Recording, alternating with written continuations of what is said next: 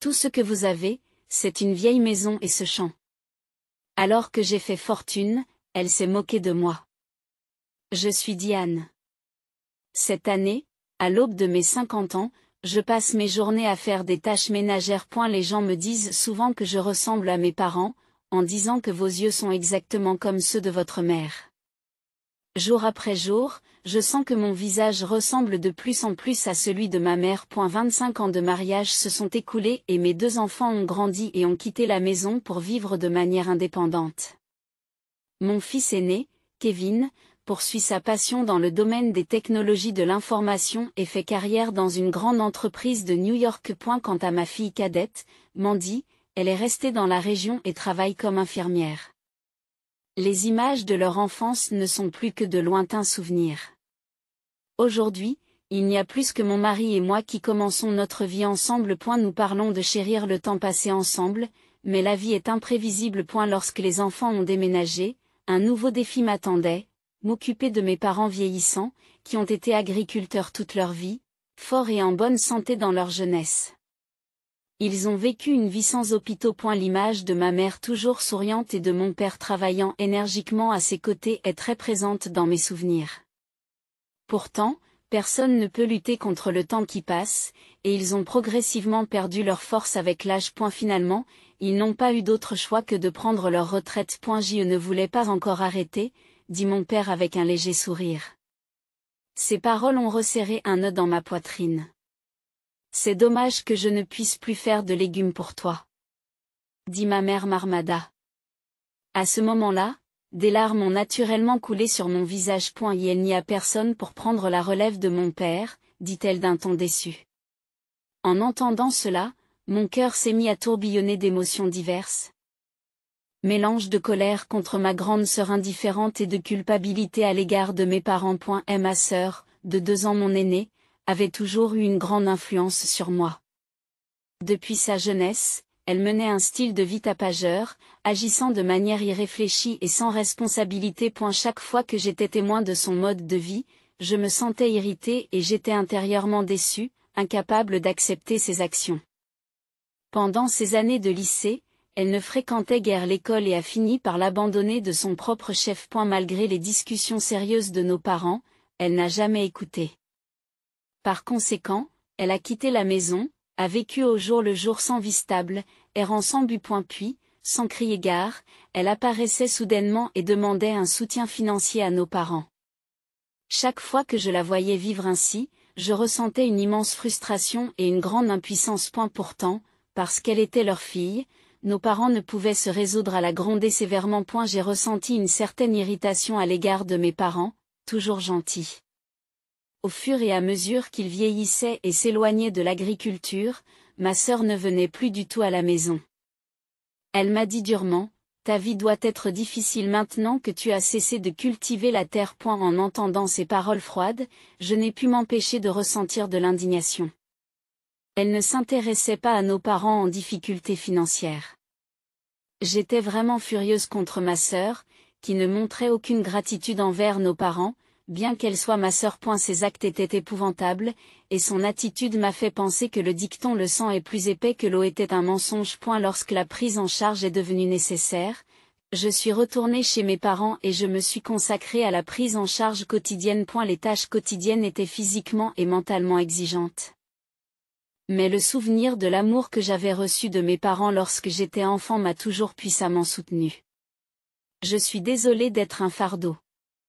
Diane, mes parents s'excusaient. Tout ce que je pouvais faire, c'était leur sourire. Chaque fois que je voyais leur visage, ma poitrine se remplissait de douleur. C'est ma façon de vous remercier. Je suis ce que je suis aujourd'hui grâce à vous, papa et maman. J'ai exprimé ma profonde gratitude. Merci, dit simplement ma mère, avec des larmes de gratitude.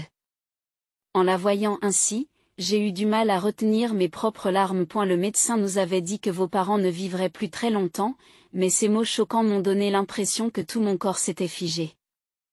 En proie à une profonde tristesse, j'ai eu besoin de beaucoup de temps pour accepter la réalité. Même sous le coup de l'émotion, j'ai tendu la main à ma sœur. Les mains tremblantes et les nerfs à fleur de peau, j'ai serré mon téléphone portable. Je veux que tu viennes voir papa et maman, ai-je dit prudemment, en réprimant ma voix tremblante. Aussi déraisonnable que soit son action, elle était toujours ma sœur, ma famille, et notre lien de sang ne pouvait pas être effacé. Au moins dans son enfance, elle a dû recevoir l'amour chaleureux de nos parents. J'espérais profondément que quelque part elle se souviendrait de ce fait, car c'était peut-être la dernière chance. Je lui ai dit de venir voir nos parents. Cependant, sa réponse a été froide et sans cœur, contrairement à mes attentes. Ses paroles manquaient d'empathie et sa réaction de quasi-trahison m'a profondément blessé. Qu'est-ce que je me disais? Pourquoi? Je n'ai pas le temps pour ça, a répondu ma sœur avec indifférence. En entendant cela, j'ai été stupéfaite et très déçue.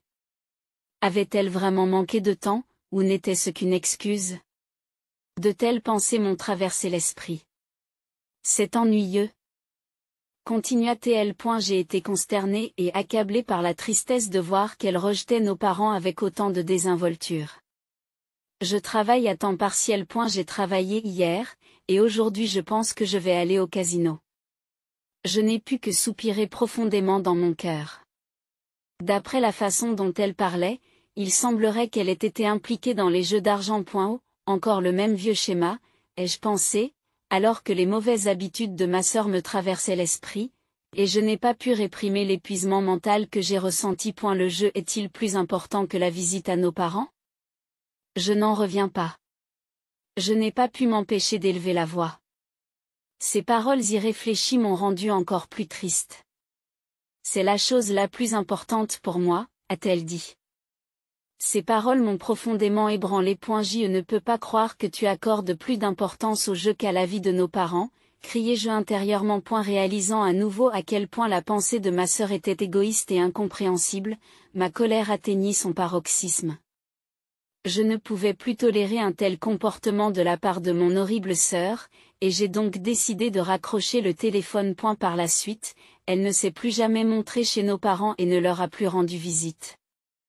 Son attitude indifférente m'a également blessé. Jour après jour, nos parents ont perdu leur vitalité et leur énergie d'antan s'est évanouie.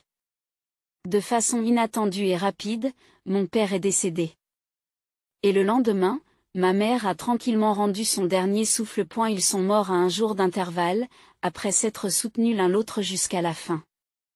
Leur présence aimante et l'immense sentiment de perte m'ont été précieux. Après avoir fini de pleurer, j'ai affronté les journées chargées qui m'attendaient.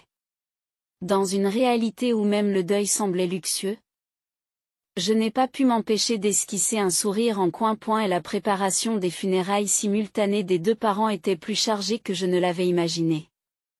Un air froid, chargé de tristesse, circulait dans tous les coins de la maison. Pendant cette période difficile, non seulement mon mari m'a soutenu fermement, mais mes enfants m'ont aussi aidé activement. Grâce à leur coopération, j'ai réussi à surmonter cette épreuve, remplie d'une profonde gratitude envers ma famille. Idéalement, j'aurais dû discuter de l'organisation des funérailles avec ma sœur, mais elle était introuvable. Étrangement, la maison semblait plus sombre sans elle. J'ai réussi à la contacter, mais je n'ai reçu qu'une réponse indifférente. L'enterrement? Désolé, je suis occupée. Occupez-vous en vous-même, et elle a raccroché brusquement. Ces paroles m'ont laissé désespérée. Comment pouvait-elle dire « Occupez-vous en vous-même » ? Mon cœur n'était qu'un enchevêtrement d'émotions diverses. Même à 52 ans, l'attitude irresponsable de ma sœur n'avait pas changé. Le temps avait passé. Mais l'essence d'une personne ne change pas si facilement, réalisai-je douloureusement. Alors que les funérailles se déroulaient dans une profonde tristesse, j'ai ressenti à la fois un sentiment de perte et de colère à l'égard de ma sœur. Quelques jours plus tard, ma sœur, qui n'avait pas montré son visage depuis longtemps, est finalement venue à la maison de nos parents. En la voyant, mon cœur était rempli d'émotions contradictoires. Pourquoi est-elle venue maintenant ? Je me suis demandé pourquoi elle n'était pas venue à l'enterrement. Et je n'ai pas pu m'empêcher de sourire. Elle était probablement venue pour discuter de l'héritage. En me rappelant la vraie nature de ma sœur, je me suis sentie très déçue. Cela fait longtemps, Diane. Tu as beaucoup vieilli, ai-je involontairement laissé échapper un profond soupir dans mon cœur. Laisse-moi tranquille. Tu as vieilli de la même façon. Je n'ai pas été chassée par l'éducation des enfants comme toi, alors je peux rester beaucoup plus jeune. Peut-être que les gens penseront que je suis ta petite sœur. Ses premières paroles lors de nos retrouvailles n'auraient pas pu être plus exaspérantes. Même avec l'âge, le caractère et l'essence de ma sœur n'avaient pas changé du tout, elle qui se vantait d'être célibataire. En fait, elle avait l'air nettement plus âgée, ce qui était frappant. Ce moment m'a fait comprendre une fois de plus que le temps affecte tout le monde de la même manière. Lorsqu'elle a prié en silence devant le portrait de famille, mon cœur s'est adouci. Et j'ai eu l'impression d'être récompensée de quelque chose. Quel est l'intérêt de faire cela? Les défunts ne regardent pas, a-t-elle dit, me ramenant à la réalité. Pourquoi dis-tu cela? Voulais-je argumenter avec véhémence dans mon cœur, mais faire face à son indifférence à l'égard de nos parents ne faisait qu'apporter des tâches. Je pris une profonde inspiration et me concentrai pour étouffer ma colère. Je m'assis, déterminé à en finir au plus vite avec cette discussion. L'envie de quitter cet endroit au plus vite me poussait. Commençons donc. Je vous remercie d'avance, ai-je échangé. Un avocat calme était assis en face de moi. En voyant son attitude sereine, je me suis progressivement senti plus en paix. Heureusement, nos parents avaient préparé un testament avec soin, ce qui a permis de soulager un peu la situation. Je leur suis vraiment reconnaissante pour leur prévoyance. Le moment de briser le sceau sur le testament était venu.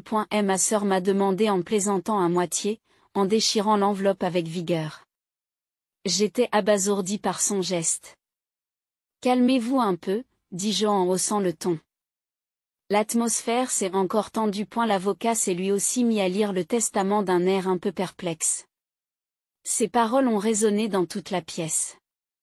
Selon le testament, ma sœur a reçu une somme d'argent considérable. Bien que j'ai hérité de la maison familiale et des sentiments que nos parents avaient cultivés sans relâche, cette révélation a suscité en moi un mélange d'émotions. En entendant cela, ma sœur s'est exclamée, « Vraiment, c'est fantastique !» Et elle a éclaté de rire. Son rire a résonné dans la pièce silencieuse et m'a semblé déplacé. C'est ça, l'argent? Waouh, 300 000 $ sur le compte en banque? C'est incroyable. Ils ont gagné plus que je ne le pensais, s'exclame ma sœur, surprise. Alors qu'elle fixait le livret de banque, la lueur d'avidité dans ses yeux m'a donné la chair de poule. En effet, la somme était considérable. Penser à la façon dont nos parents avaient accumulé une telle richesse grâce à un travail acharné me remplissait de douleur. Pour ma sœur, qui menait une vie irrégulière et n'avait jamais eu d'emploi stable, cette somme était comme un cadeau du ciel. En observant sa réaction exubérante, j'ai commencé à m'inquiéter. Moi aussi, j'étais surprise que nos parents aient laissé une telle somme. Connaissant leur mode de vie frugal, c'était un choc. Ils avaient consacré leur vie à l'agriculture, ne s'intéressant guère à d'autres plaisirs. Le fait de penser à leur vie simple et dévouée m'a donc rempli de sentiments contradictoires. Le contraste entre leur vie modeste et le fruit de leur travail m'a laissé des émotions profondes et complexes. Qu'en est-il de Diane? Demanda ma sœur, toujours en riant sans cesse, jaugeant ma réaction. Son visage n'avait plus rien d'ancien. Et la lenteur derrière son sourire était évidente. Bien qu'elle connaisse le contenu du testament, elle me dit nonchalamment, la maison et le champ sont la part de Diane. Je suis vraiment surpris et je ris à gorge déployée. À ce moment-là, la colère bouillait en moi, son rire résonnait douloureusement à mes oreilles, bien que je me sois répété de rester calme. La colère tourbillonnait à l'intérieur de moi. Je comprenais que me laisser emporter par mes émotions n'améliorerait pas la situation. Mais même ma rationalité était mise à l'épreuve. Tout ce que tu as, c'est une vieille maison dans ce champ, alors que j'ai fait fortune, se moqua-t-elle de moi. Ma sœur m'a raillé, et à ce moment-là, j'ai eu l'impression que j'allais m'évanouir. Le sang me monta à la tête sous l'effet de la colère, mais je parvins à me contenir et à étouffer mes sentiments de frustration. La dispute ne résoudrait rien. J'ai pris une grande inspiration et je me suis calmée. Et la maison et le champ dont j'avais hérité pouvaient sembler modestes comparés à la somme importante reçue par ma sœur, mais je sentais au fond de moi qu'il ne s'agissait pas seulement d'une question d'argent. Mes parents m'avaient confié cette terre et cette maison, l'histoire de notre famille, en pensant que je la chérirais, déterminée à protéger ce précieux héritage. Je me suis encouragée. Je n'ai cessé de répéter des affirmations intérieures pour contrôler mes émotions. Reste forte, moi. Je comprenais mieux que quiconque la profondeur de l'amour de nos parents. Cet amour avait une valeur qui ne se mesurait pas en argent. Et j'en ai vraiment hérité. Elle est vrai que la fille aînée bénéficie d'un traitement spécial. Et comme j'ai été particulièrement favorisée, je peux comprendre les sentiments de nos parents, remarqua ma sœur. Je souris intérieurement à ces paroles. Après avoir fini de rire, elle a balancé avec désinvolture le livret de banque devant moi, ce qui m'a ramené à une tristesse fugace de son enfance. Eh bien, je vais l'emporter avec moi. Je veux éviter tout problème concernant le partage de l'héritage plus tard, poursuit-elle, son calme étant légèrement trahi par l'urgence. L'avocat avait déjà préparé les documents nécessaires et ma sœur les a signés avant de partir. En la regardant partir, mon cœur était rempli d'émotions tumultueuses. Une fois ma sœur hors de vue, j'ai crié de ne plus jamais remettre les pieds dans cette maison. Mes propres actions ressemblaient à une scène d'une comédie farfelue. Ironiquement, j'ai décidé d'effacer sa présence de ma mémoire. Pourtant, en me disant cela, la question de savoir si je pouvais vraiment oublier une sœur avec laquelle je partageais du sang, continuait à couver au fond de mon cœur. C'était probablement notre dernier adieu. Bien que je me le sois dit, cette pensée a provoqué un sentiment de constriction dans ma poitrine, un sentiment de solitude. Pourtant, je me rassurais en me disant qu'il était préférable de mettre un terme à une relation aussi toxique. L'agriculture ? Ah ! Devant la terre héritée de nos parents, il y a eu des moments où je n'ai pas su comment procéder. Je vais peut-être agrandir un peu le potager ? Me suis-je déité ? Je m'encourageais tout en réfléchissant à ce que je pouvais faire. Ce champ n'était pas n'importe quel champ, c'était un héritage précieux rempli des années d'efforts et d'amour de mes parents. J'ai commencé à penser qu'il y avait un sens à cultiver quelque chose et à en exploiter la valeur. Lorsque j'ai fait part de ces réflexions à mon mari, il a tout de suite été d'accord. Rempli de gratitude à son égard, je me suis sentie soutenue lorsqu'il m'a dit « C'est le champ que tes parents ont chéri. Je te soutiendrai. » Ces encouragements m'ont aidé à prendre la décision d'aller de l'avant sans hésitation. J'ai commencé à apprendre comment prendre soin de ce champ longtemps négligé auprès d'un agriculteur, qui était un ami de mon père, et j'ai commencé le travail. Bien que déconcerté par ce nouveau défi, j'ai compris l'importance de faire des progrès, même minimes. En plus des cultures que mon père faisait pousser auparavant, j'ai essayé de nouveaux types de légumes. Les journées d'agriculture se sont poursuivies avec de nombreuses tentatives et de nombreux échecs. Tout au long de ce processus, j'ai ressenti la dureté de l'agriculture. Je murmurais souvent. L'agriculture, c'est vraiment dur quand on sème.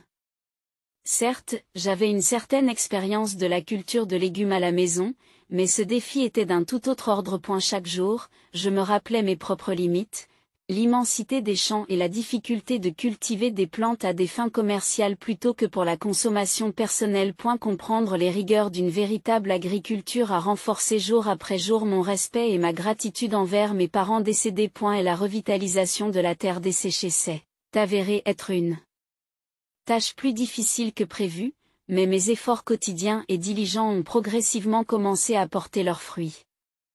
Il n'a pas été facile de trouver les cultures adaptées au sol et cela a été très difficile. Après de nombreux échecs, j'ai fini par identifier les cultures qui convenaient aux conditions. Je suis resté vigilant lors des changements de saison et j'ai lutté contre les insectes et les oiseaux. La lutte contre la nature était parfois presque déchirante. Et il ne s'agissait pas seulement de cultiver, il fallait constamment penser à des moyens de protéger les cultures et trouver des solutions appropriées à des problèmes inattendus. Malgré de nombreux revers et échecs, je persévérais inlassablement. Lorsque ma sœur, qui vit dans le luxe, m'a dit avec condescendance au téléphone, « Tu t'en sors bien. Moi qui suis riche, je ne pourrais jamais faire cela » et elle m'a insulté. La colère monta en moi, troublant une fois de plus mon cœur. Je ne sais pas comment elle a appris que j'étais agriculteur, mais elle m'a contacté.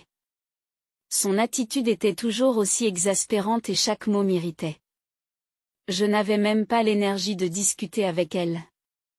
Je me disais simplement qu'il fallait l'oublier. Je n'étais pas sûr de pouvoir l'oublier vraiment, et cette incertitude me troublait.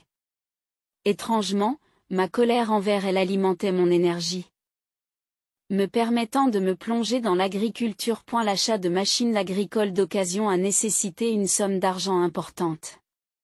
Mais j'ai considéré qu'il s'agissait d'un investissement nécessaire et j'ai décidé d'utiliser mes économies pour faire cet achat. J'investis dans l'avenir, me répétais-je, c'est ton argent que tu as économisé, il n'y a pas de problème. Mon mari m'a assuré que sa générosité me remplissait d'une profonde gratitude. En fait, il s'agissait de l'argent que j'avais économisé avec diligence grâce à l'argent de poche qu'il me donnait. Techniquement, c'était son argent. En y pensant, je me sentais un peu coupable, mais il me soutenait sans souci et son attitude m'a ému aux larmes. Ma gratitude à son égard s'est renouvelée. Et je me suis retrouvée à nouveau attirée par lui. J'ai vraiment choisi quelqu'un de bien, me disais-je à voix basse. Les enfants ont également fait des recherches actives sur l'agriculture sur l'Internet et ont partagé leurs connaissances avec moi. J'étais vraiment reconnaissante à ma famille pour ses actions. Les agriculteurs locaux, que mon père connaissait depuis des années, ont également fait preuve d'une incroyable gentillesse et n'ont pas ménagé leurs efforts pour m'aider. Soutenue par l'aide chaleureuse de ces personnes autour de moi, je ressentais chaque jour une gratitude sincère. Sans ma sœur irritante, je pourrais me consacrer entièrement à l'agriculture. J'ai décidé de l'effacer de ma conscience et j'ai avancé d'un pas ferme dans ma nouvelle entreprise. Ce qui n'était au départ qu'un simple hobby agricole était devenu, sans que je m'en rende compte, une partie importante de ma vie. Et je m'y suis sérieusement investie. Au fil du temps, j'ai vraiment senti que j'étais la fille de mes parents et j'ai exploré cette voie en profondeur. J'ai ressenti une légère fierté et une satisfaction dans cette prise de conscience. Enfin, je l'ai accompli. Les efforts de longue haleine ont porté leurs fruits et une vague d'émotion a jailli en moi. J'ai été émue et bouleversée par la première récolte de ce champ.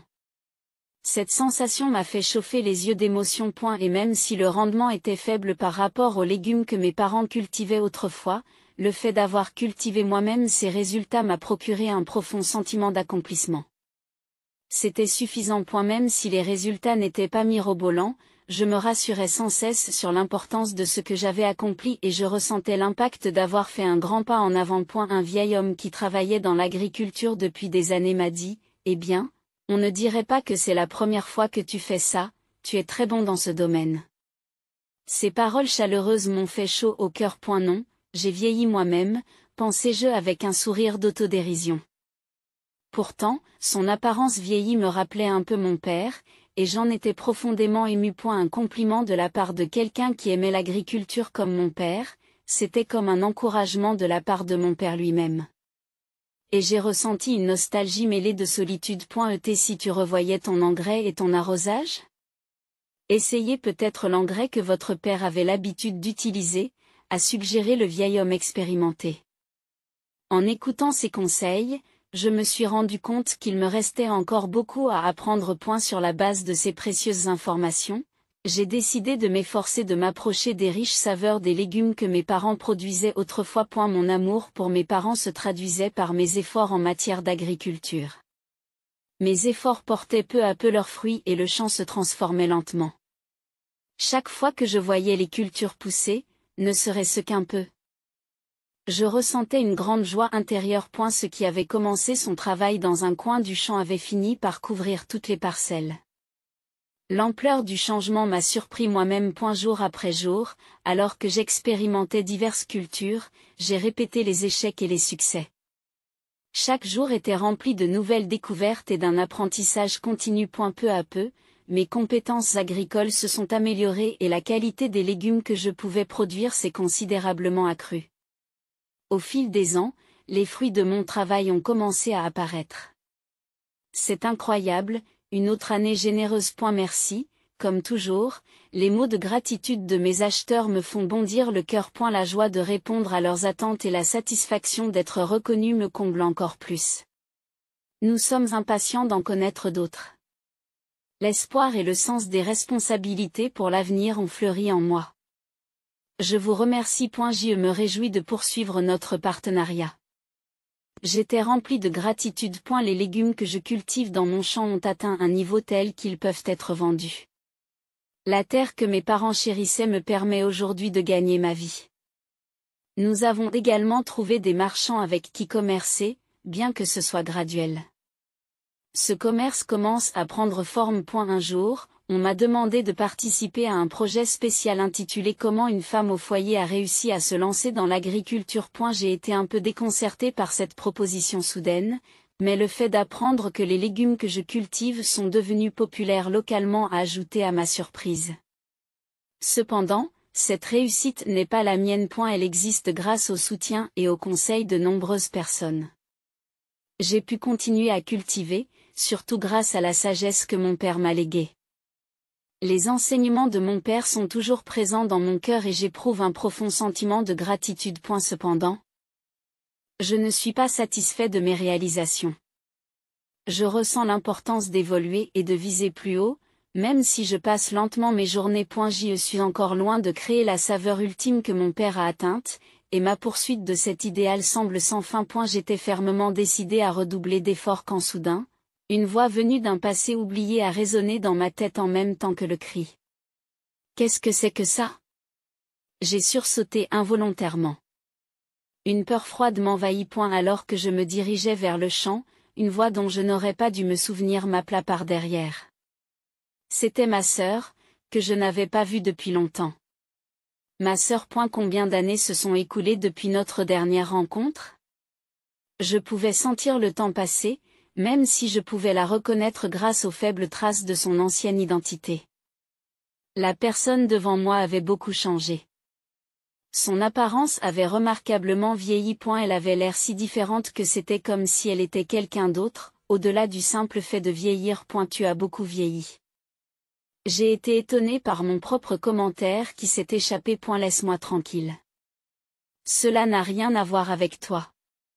Sa réaction inchangée fit naître en moi une complexité de sentiments. Remarquant mon regard, elle fronça soudain les sourcils et hurla. Voir son visage en colère me rappela des souvenirs, et je me sentis même un peu nostalgique. Cependant, cette expression ne m'effrayait plus. Au contraire, la scène était presque comique, et je dus lutter pour me retenir de rire. Pourquoi cette visite soudaine? Je ne pensais pas qu'on se reverrait un jour, dis-je en essayant de rester calme. Mais j'étais intérieurement secoué. Pourquoi ma sœur, qui n'était pas venue dans notre maison familiale depuis de nombreuses années, était-elle soudainement apparue ici? Qu'est-ce que c'est? A-t-elle demandé à voix haute en désignant la maison derrière moi. Je n'ai pas pu cacher ma confusion. Qu'est-ce que tu veux dire? C'est la maison dans laquelle vivaient nos parents, dis-je en énonçant l'évidence, mais mon cœur était troublé. Ce n'est pas ce que je veux dire. Elle n'était pas aussi belle avant. Elle était beaucoup plus ancienne.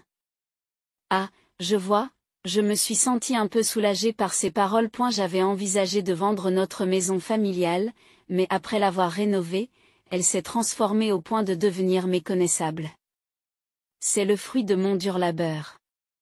Je l'ai rénovée il y a un certain temps, ai-je répondu. Mais j'avais peur de sa prochaine réaction. Vous aviez l'argent pour les rénovations.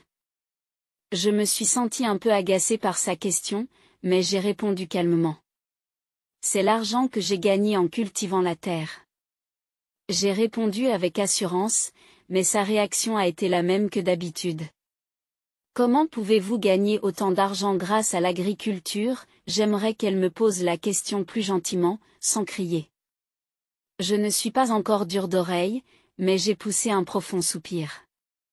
J'ai cultivé des légumes dans le champ que nous avons hérité de nos parents. Ils ont été bien accueillis sur le marché. C'est devenu un commerce viable, ai-je expliqué. Pourtant, sa réaction était glaciale. J'ai eu l'impression qu'elle n'arrivait pas à comprendre. Qu'est-ce que tu veux dire par sa réponse m'a obligé à soupirer profondément une fois de plus. Malgré mes années de travail acharné qui commençaient enfin à porter leurs fruits, elle semblait incapable de comprendre la difficulté de mes efforts. Lorsque ma sœur est arrivée, j'ai eu le mauvais pressentiment que quelque chose de désagréable allait se produire. Et ce pressentiment était parfaitement exact. Elle a dit quelque chose de choquant. C'est donc cela. Il doit y avoir un secret dans le champ que nos parents ont quitté. Ces paroles m'ont choqué. Pourquoi ne voit-elle les choses que de cette façon? À ce moment-là, mon esprit était rempli de consternation et de déception. J'ai perdu la voix. Pourquoi penses-tu ainsi? Ai-je à peine réussi à dire? Il n'y a aucune chance que tu réussisses dans l'agriculture autrement. J'ai argumenté du fond du cœur. J'ai travaillé dur. Tu ne comprends pas? Répondis-je en m'efforçant de contrôler mes émotions. Mais ma sœur a continué. Il doit certainement y avoir un secret sur cette terre. J'étais abasourdi par ces paroles. Ces élucubrations dépassaient mon entendement. Comment peux-tu dire de telles choses sans même me demander quels efforts j'ai fournis? Et quel est ce secret? Où est cette magie dont tu parles? Répliquai-je. Son manque d'appréciation de mes efforts me laissait non seulement consterné, mais aussi un peu le cœur brisé. Vous connaissiez ce secret et vous l'avez gardé sous silence. J'étais sidéré par son accusation. Vraiment, je n'ai aucune idée de ce dont tu parles. J'ai répondu avec épuisement. J'ai fait mes recherches. Si un bien s'avère plus précieux par la suite, le partage de la succession peut être revu.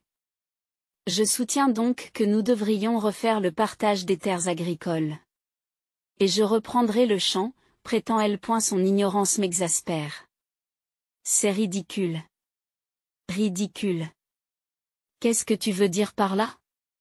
Ces commentaires étaient si puérils que j'ai eu du mal à les comprendre. C'est ridicule. Tu ne parles que d'argent, d'argent. Tu ne peux pas dire quelque chose de sensé pour une fois? Submergé par les émotions, des mots durs sont sortis de ma bouche. Il n'y a pas de secret dans le domaine, affirmai-je avec force. Prenant une profonde inspiration, j'ai essayé de me calmer. Mais elle m'a rétorqué. C'est un mensonge. Sa réponse simpliste a ravivé ma colère. Pourquoi aurais-je besoin de mentir? Si vous n'y croyez pas, allez demander à un expert, lui ai-je suggéré. Et elle a semblé un peu ébranlée par ma déclaration ferme. En la voyant déstabilisée, je me suis sentie quelque peu satisfaite qu'elle se sente incertaine. Cependant, en voyant son expression s'assombrir, un sentiment de culpabilité a commencé à naître en moi. Mais regardez. La maison a été rénovée, n'est-ce pas? Et l'exploitation agricole est une réussite, n'est-ce pas? En voyant son comportement anxieux, une partie de moi s'est sentie compatissante. L'agriculture n'est pas toujours rentable. C'est le résultat du soutien des gens qui nous entourent. Je lui ai expliqué qu'il n'y avait pas que le champ. Mais elle semblait avoir du mal à comprendre. Pourtant, vous devez bien faire des bénéfices. Son attitude ne fait que me fatiguer. Voilà, c'est fait. Il n'y a plus rien à discuter. J'ai dit tout haut ce que je pensais tout bas. Lassé de son incompréhension fondamentale, j'ai commencé à réfléchir à la manière de surmonter cette situation difficile. C'est bon. Quoi que je dise, tu ne comprendras pas. Je voulais désespérément résoudre la situation rapidement. Tu peux avoir la moitié du champ si tu veux, suggérai-je impulsivement. Je me surprendrai plus tard. Yay, s'exclama-t-elle triomphalement en levant les poings en l'air. En la regardant, mes sentiments étaient d'une grande complexité. D'un côté, une partie de moi se sentait calme. J'avais un peu confiance en moi. La meilleure façon pour elle de comprendre était d'en faire elle-même l'expérience, me disais-je. Étant donné qu'elle ne s'était jamais sérieusement engagée dans quoi que ce soit auparavant, je pouvais en quelque sorte prédire le résultat. Pourtant, je m'inquiétais un peu de son échec potentiel. Tu ne veux pas m'aider? C'était une conclusion rapide et inattendue. Ses actions, sans surprise, m'ont fait soupirer à nouveau. Un mois seulement après avoir commencé à cultiver la terre. Et ma sœur demandait déjà de l'aide. La rapidité de cette évolution m'a choquée. D'une voix impuissante, elle m'a supplié de l'aider. Aide-moi, mais je lui ai répondu froidement. Pourquoi as-tu besoin d'aide? Je ne sais pas quoi faire pour l'agriculture. Sa voix déconcertée m'a presque donné envie de me prendre la tête entre les mains. En regardant le champ, j'ai été stupéfait par la négligence. C'était un véritable gâchis. Voir la terre que mes parents avaient entretenue avec amour dans un tel état me remplissait de douleur. Que faisait ma sœur depuis un mois? Ma déception a dépassé ma surprise. Ses actions étaient si éloignées du bon sens que je ne comprenais pas à quoi elle s'attendait. C'est un champ magique, n'est-ce pas? J'ai planté des graines. Alors pourquoi ne pousse-t-elle pas, dit-elle. Comme si elle croyait qu'il suffisait de semer des graines pour résoudre tous les problèmes sans les soigner. Sa déclaration puérile me frustrait au plus haut point. Son ignorance de la réalité de l'agriculture m'a presque fait pleurer. Si cultiver était si facile, tout le monde le ferait. Comment pouvais-je lui expliquer un fait aussi clair d'une manière qu'elle comprendrait? J'étais également perplexe. Avec ironie, j'ai répondu. Il faut un peu plus de temps. Peut-être que dans quelques années, vous pourrez faire des bénéfices. Devant la froideur de ma réponse, elle s'est mise à pleurer et à me supplier. J'ai continué à la réprimander. Ce n'est pas le moment de parler de la sorte, mais elle a soudain haussé le ton. Surpris par son changement soudain, j'ai été pris au dépourvu lorsqu'elle m'a révélé. En fait, je suis venu pour venir dans quelques jours. Vous avez une dette? J'ai reposé la question, incrédule. Oui, je suis couverte de dettes. Elle a avoué. Et je suis resté muet de stupeur. Pourquoi avez-vous fait cela? Tu as reçu 300 000 $ de l'héritage, n'est-ce pas? Mon cœur était un tourbillon de confusion et de déception. Cet argent a disparu. J'ai tout dépensé au jeu, et il ne reste plus rien, m'expliqua tranquillement ma sœur, et mon cœur se glaça. C'est vrai? Tu n'es pas sérieuse. Je suis resté sans voix. Submergé par la colère et le désespoir. Je ne voulais pas travailler, alors j'ai pensé que j'allais remonter la pente en empruntant de l'argent. Tout cela a échoué. Puis j'ai entendu dire que vous réussissiez dans l'agriculture, alors je me suis dit que j'allais essayer aussi. Mais pourquoi est-ce si difficile? Cela ne rapporte rien du tout, épuisé par son histoire. Tout ce que j'ai pu faire, c'est soupirer profondément. Je ne sais pas quoi vous dire. J'étais abasourdi par son manque de compréhension. Alors que je soupirais au plus profond de mon cœur, j'ai ressenti le vide de cette conversation. Et la prise de conscience que ma sœur avait dilapidé le précieux héritage de nos parents en quelques années seulement m'a rempli d'indignation et de déception. Et la culpabilité envers nos parents pour ces actions imprudentes s'est resserrée autour de mon cœur, en pensant que vous pouvez facilement faire du profit avec l'agriculture. Comment peut-on être aussi naïf? J'étais stupéfaite de mon propre dégoût. Ce n'est pas une blague, criai-je intérieurement, me sentant à bout, incapable de contenir ma colère, ma voix devenant de plus en plus sévère. S'il te plaît, Diane, je t'en supplie. Aide-moi, a supplié ma sœur d'un ton désespéré. Ces mots m'ont ébranlé, mais j'ai pris une profonde inspiration pour garder mon sang-froid. Je suis désolé, je ne peux pas t'aider, dis-je clairement. Surpris par ma propre décision, j'étais pourtant confiant dans mon choix. Nous étions une famille. Mais je ne ressentais plus le désir de l'aider. Toutes les émotions que j'avais retenues ont soudain surgi.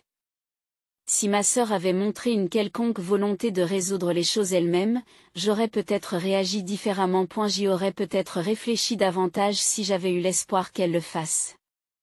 Mais en fin de compte, elle a toujours cherché l'aide des autres et n'a jamais essayé de se débrouiller seule. Cette réalité m'a profondément déçu. Et ne voyant aucune initiative de sa part pour changer, j'ai réalisé que je ne pouvais plus avoir d'attente. Son comportement constamment égocentrique a aggravé mon désespoir. S'il te plaît, peux-tu me prêter un peu d'argent? Implore-t-elle désespérément. Alors que je décidais de m'éloigner du champ, laissant ma sœur derrière moi, mon cœur était en proie à un tourbillon d'émotions. Je ne voulais pas savoir ce qu'il adviendrait d'elle après cela. Je ne voulais plus rien avoir à faire avec elle. Pourtant, lorsque j'ai entendu des rumeurs selon lesquelles elle était poursuivie par des agents de recouvrement, une partie de moi a ressenti une légère douleur. Mais sans plus de détails, je devais finalement accepter que sa vie lui appartienne. Résolu à prendre du recul par rapport à la vie de ma sœur, j'ai repris le terrain. J'ai assumé toutes les responsabilités, l'exploitation de cette terre s'est déroulée sans heurts et j'étais prête à franchir de nouvelles étapes. J'ai fait le vœu de tailler un nouvel avenir dans le champ que mes parents avaient laissé derrière eux. Alors que je me massais les épaules pendant une pause, mon mari s'est approché et les a massés pour moi. La gentillesse dont il fait preuve pendant ses jours de congé, en aidant à l'exploitation agricole, m'a fait chaud au cœur. Je me suis souvenu de ce qu'il m'avait dit il y a quelque temps. Ce serait bien de faire de l'agriculture ensemble quand je serai à la retraite. Ces mots ont résonné. Les larmes ont naturellement coulé. J'étais remplie de gratitude. Un nouveau chapitre de la vie avec mon mari était sur le point de commencer. Nos enfants commençaient également à s'intéresser à l'agriculture et pourraient nous rejoindre. Je sentais les liens familiaux s'approfondir de jour en jour. Cette maison et ce champ sont un trésor rempli de l'amour de mes parents. J'espère qu'ils sont heureux de savoir que je continue à protéger ce qu'ils chérissaient. En levant les yeux au ciel, je pouvais voir les visages souriants de mes parents. Maman, papa, je prendrai bien soin de ce champ. Regardez-moi. Je ferai pousser des légumes aussi délicieux que ceux que vous avez préparés.